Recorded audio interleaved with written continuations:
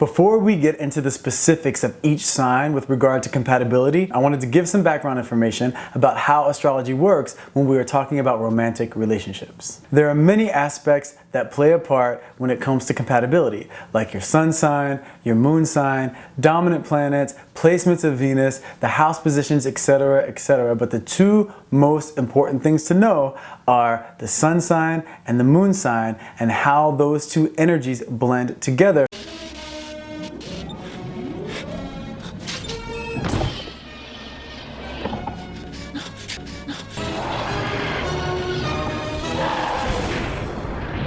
In order to understand that blend, first, we have to understand that there are basically two sides of the zodiac.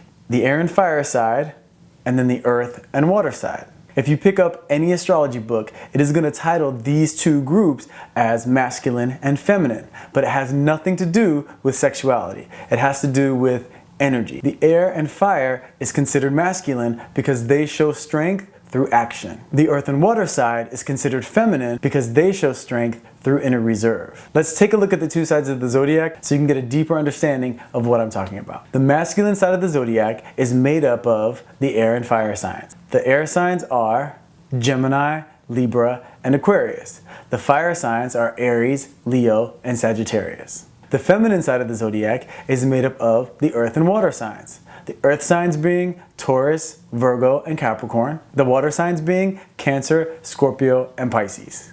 So when you think in terms of compatibility, the general rule of thumb is if you are on the same side of the zodiac, you are compatible because you basically speak a very similar language. Now, when I say general rule of thumb, I mean general. This is just the basics so we can get insight into how easy or how challenging maintaining a connection can be within a romantic relationship. For example, if I'm a Gemini dating an Aries, then we are on the same side of the zodiac. So we speak a similar language. So we are compatible. Likewise, if I'm a Taurus dating a Pisces, we are on the same side of the zodiac. So we speak a similar language and we are compatible. If you are the exact same element like Aries and Sagittarius, which are both the element fire, then you are extremely compatible because you don't speak a similar language, you speak the same language, which would be fire. Same would go for Cancer and Pisces, which are both water signs. So if you have the same element, it means same language, which equals extreme compatibility. Same side of the zodiac means similar language, which equals strong compatibility. And different sides of the zodiac means different language, which equals a more challenging relationship. Now, this doesn't mean that if you are from two different sides of the zodiac, that your relationship is doomed and won't work. Actually, if you have two different perspectives, you can offer a lot in terms of exciting new ideas and information. And if you check out my What is Love video, you will know that any relationship can be successful with good communication and self-awareness. That's exactly why I make these videos, because understanding how you're wired astrologically and how your partner is wired is going to assist in bridging any gap of miscommunication. So understanding which side of the zodiac you and your partner are on is going to help you both in gaining insight into how compatible you are. Now, most people only look at the sun sign when they are thinking about compatibility, but the most important thing when dealing with romantic compatibility is moon sign compatibility. This is because your moon sign is how you're wired emotionally. So relationships have a lot to do with personality traits and what you have in common, which is going to be indicated by your sun sign. However, when there is conflict and both people get emotional, they are operating much more from their moon signs. So the compatibility of their moon signs is what's really going to determine how they deal with challenges within a relationship. And the same rule of thumb based on which side of the zodiac you're on applies to the moon signs compatibility also. So if your moon signs are the same element, you will have a much stronger understanding of each other and a stronger connection because you speak the same emotional language. If your moon signs are from the same side of the zodiac, then compatibility is promising. If your moon signs are on two different sides of the zodiac, you'll have a much more challenging time keeping that connection. But it can work. It can work with good communication and commitment to connection and resolution. Now, just like with any rules, there's an exception to the rule.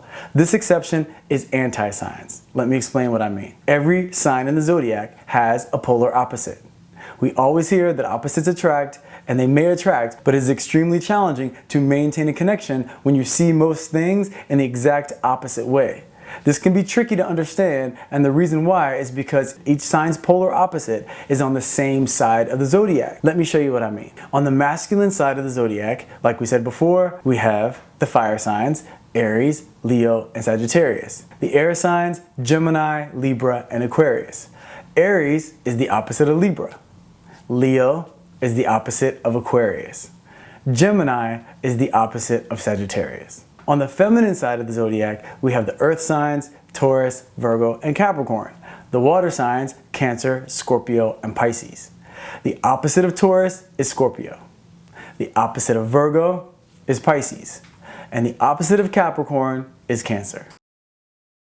The reason they are opposites is because they each do the same job within their element. For example, Aries is the cardinal sign of the fire signs, and Libra is the cardinal sign of the air signs. So if you have two signs that do the same job in the exact opposite way, you're going to have conflict.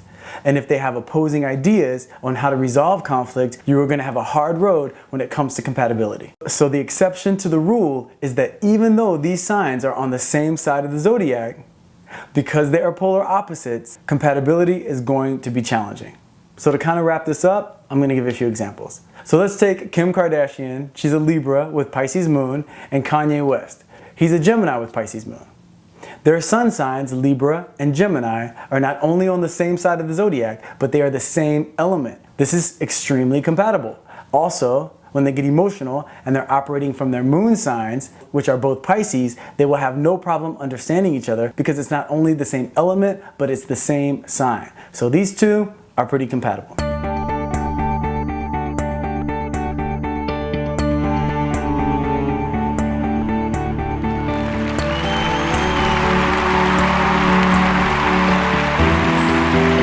Okay, there's a married couple that I work with who has a combination that isn't quite as cut and dry. He is a Pisces with Sagittarius moon, and she is a Sagittarius with Taurus moon.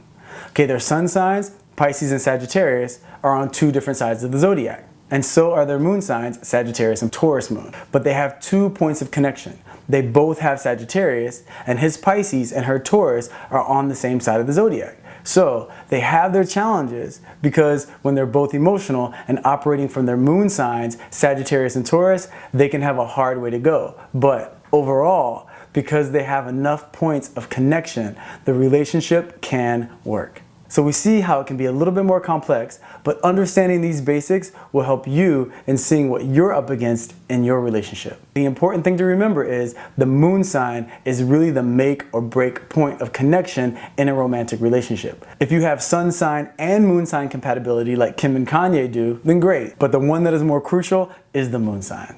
Now, if you're in a relationship or married and you look up your charts and you find that your moon sign and his moon sign, or your moon sign and her moon sign, are not compatible, this is not a death sentence for the relationship. It just means that in order to bridge the gap of miscommunication, it's going to take some work. And if you are both in love and you're both willing to do the work, then you can have a fulfilling, exciting, long-lasting relationship. Also, you can still have some points of connection like the example I gave earlier. Either way, now that you have this as a foundation, we can start getting into the details of each sign when it comes to compatibility and love. I hope you enjoyed this video. If so, please give it a like, subscribe to the channel. There's a lot more astrological information coming your way. Thanks for watching.